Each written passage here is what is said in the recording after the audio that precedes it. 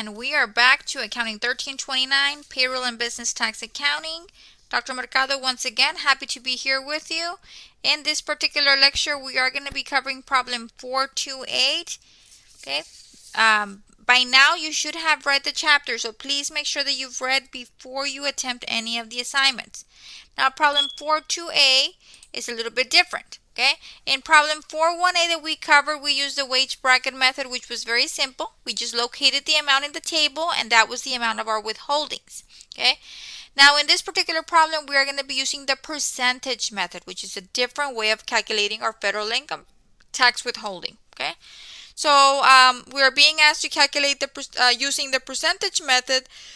The federal income taxes to be withheld from the wages or salaries of each of the 4 employees. Okay.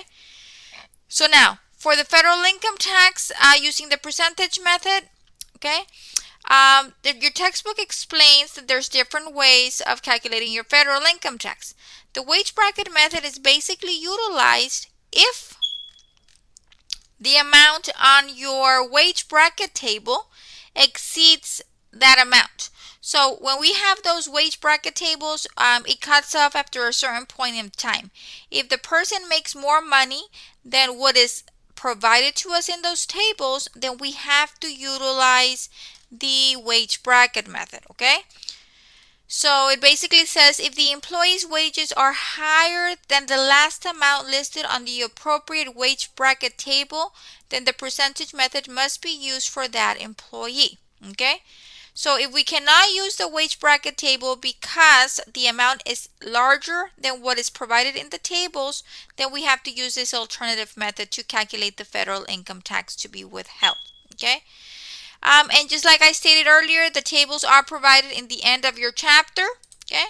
So I went ahead and I copied the tables over to the problem. That way we don't have to be toggling back and forth. And let's see how this is going to work, okay? Down here, I'm actually going to do the actual calculations, okay? So, we have James, married filing joint. MFJ stands for married filing joint. And James makes $16.10 weekly, okay?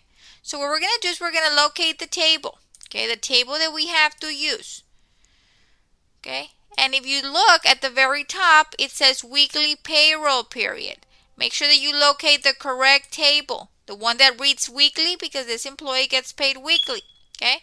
Now this employee gets $16.10 a week. We're going to be using the standard withholding, okay? The left-hand side column. Now, look, we have married filing jointly, single or married, and head of household. Make sure you locate the correct category. In this case, we are married filing joint, so we're going to be using the first box of information. Okay, so the employee makes $16.10. Okay, I'm going to locate that amount in my table. Okay, $16.10. It falls in that third tier. Okay, it falls in that third tier. Okay, I'm going to highlight that, mark it. Okay, so $16.10 falls between $8.93 and $21.05. So it's at least $8.93, but less than $21.05. Okay. Now that we have located the tier, we're going to go ahead and go all the way to the right, and we're going to locate that amount. Okay, that amount basically represents up to that point in time, we are not going to pay any taxes, okay, for that category. So $893 are not going to be,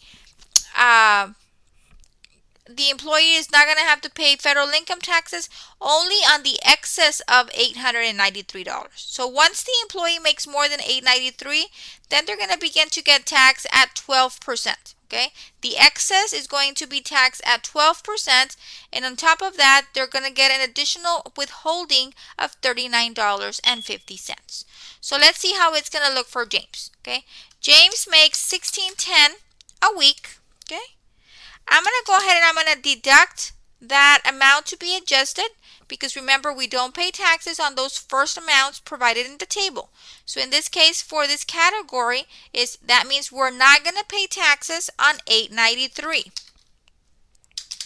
So that means that I am liable for taxes. Okay, the employee made $16.10 and $893 is exempt. So I'm going to pay taxes on $717. Okay. So 717 is going to be taxable.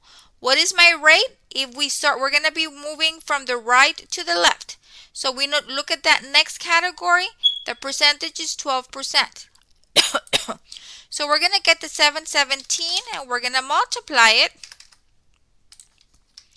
We're going to multiply it by 12%. Okay? And that is going to give us 717 times 12%.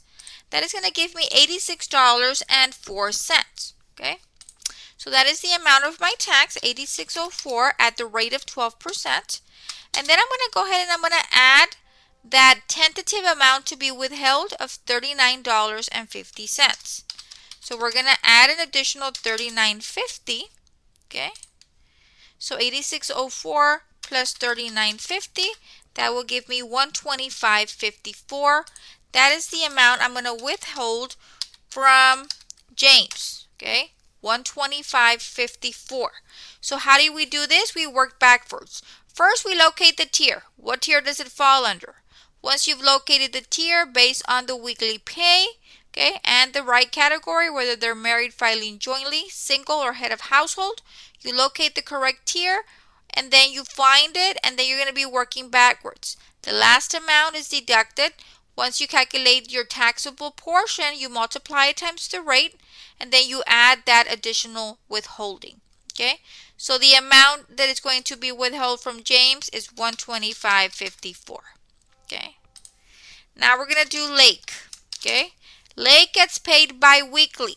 So now I'm going to move to my bi-weekly table. Okay, make sure that you are using the right table. Now we have to go to bi-weekly table. And these are at the end of your book. Okay, the tables are at the end of your book. Okay, now Lake is single and gets paid $8.25 bi-weekly. Okay, so we're going to look at the single table and gets paid $8.25. Okay, so if they get paid $8.25, we are going to use, and they're single, we're going to use this second tier right here. Okay, so we're going to use that second tier, okay, right there. So we're going to go ahead and we're going to calculate our amount for Lake. Okay, so for Lake earned $8.25. I am going to subtract the amount on my table, which is $498. Okay,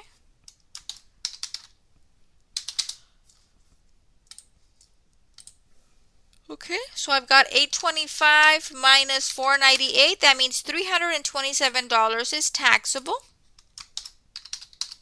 I'm going to multiply those $327 times my rate. I have a rate of 10%. So my rate of 10%. So we're going to get the $327 times 10%. That gives me $32.70. And then I'm going to add that dollar amount that is in column C, which in this case is a 0. So that means the federal withholding total will be $32.70. Okay, so remember, you locate the tier, you start from the right to the left, working backwards. The first amount is the amount that we are not liable for taxes. Anything above $498, we have to pay taxes. So Lake earned $8.25. $498 is not taxable. That means that $327 is taxable. So we've calculated our taxable amount. We multiply it by the rate, and the rate is provided in the table of 10%. That gives me a tax of $32.70 for federal income tax. And then I add any amount that it needs to be withheld that is additional. In this case, it's $0. So my total federal income tax withholding is $32.70 for Lake. Okay. Now we look at Walls. Walls is semi-monthly. Gets paid $9.25 semi-monthly. So we're going to look at the semi-monthly table. Okay. Make sure that you are using the correct table. Students commonly make the mistake of using the wrong table, and that causes the problem to be wrong. Okay. So now we're using the semi-monthly table. And Walls is married filing joint and gets $9.25 semi-monthly. So let's look at the table. What was it? Semi-monthly married filing joint. Okay. So we're gonna use married filing joint, and the amount that they made was $9.25. $9.25. Okay. So the amount here that we have, $9.25, and they are married filing joint semi-monthly. Okay. Married filing joint. Okay. So in this particular case, we're using the married filing joint. So that means we're going to select here. And the first tier, married filing joint.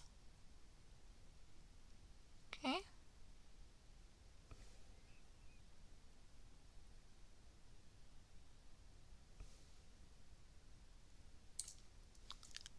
Let me mark it.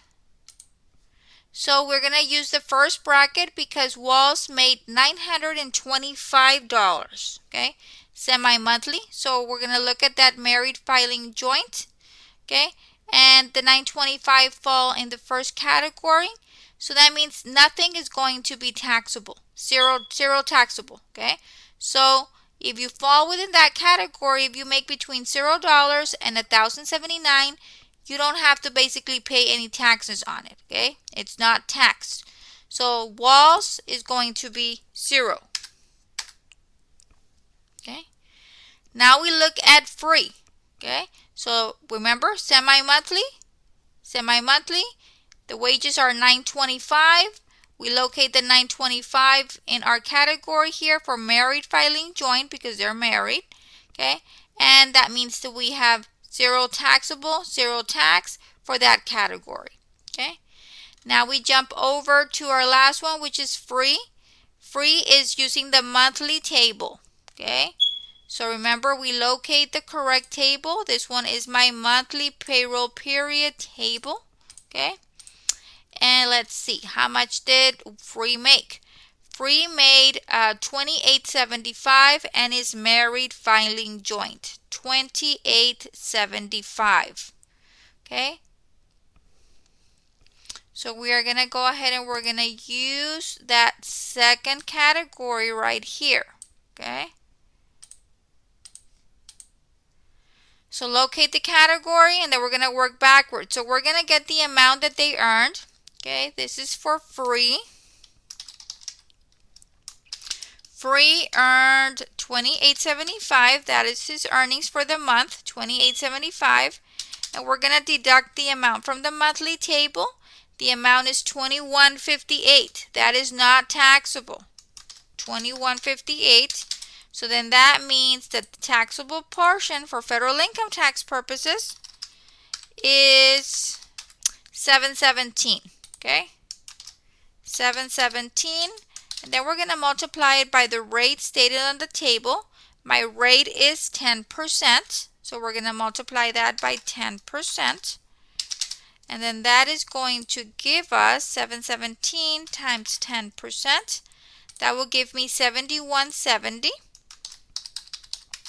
And then I'm going to go ahead and I'm going to add that amount on my table, which is my column C, the tentative amount to be withheld.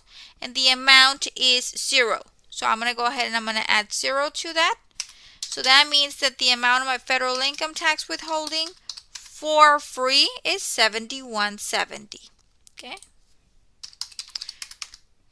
So these are the amounts that are to be withheld using the percentage method for our 4 different employees. Okay. And remember, we use the percentage method when the amounts that our employees make are too large.